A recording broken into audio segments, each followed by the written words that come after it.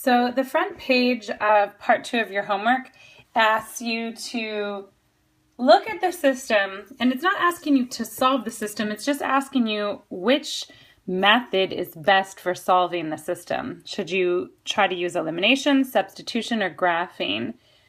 So in this particular problem right here, you've got the x's lined up, the y's lined up, the equal sign lined up, the numbers, just the constants lined up.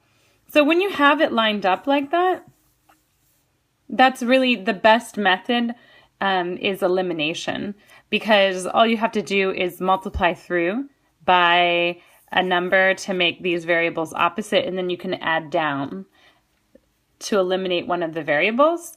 So I would say elimination is the best method here, and I would explain why in my own words. The next one has x equal to negative 2y plus 6 and 2x minus 3y equals 4.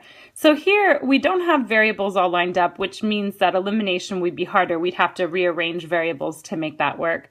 We don't have the y's by themselves, which means graphing isn't going to be easy, but we do have one of the variables by itself, which means that substitution would be easy. We could take this expression, plug it in for the x there in the second equation, and we would be down to only having one variable. So I would say that substitution is the best method for this particular system, and explain in your own words why. Now, the third system, really anything works. You can, because the y's are by themselves, it makes graphing very easy.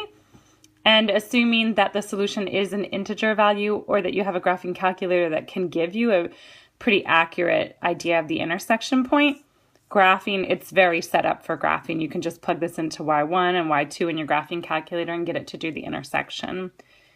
However, if you really don't like graphing as a method, it's also set up for either of the other two methods. You could do substitution by taking this expression, substituting it into this y, and then you have an equation with only x's.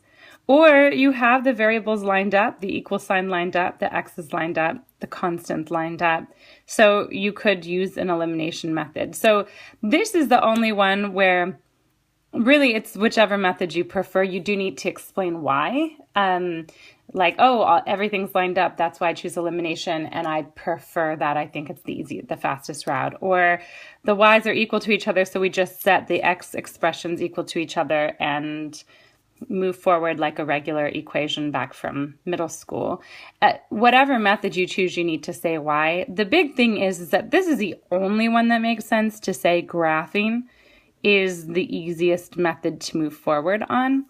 Graphing is always a good method for seeing the lines visually, for being able to see what's going on visually, but it's not always the fastest route. It's rarely the fastest or the most accurate route. So this is the only case where that might be true.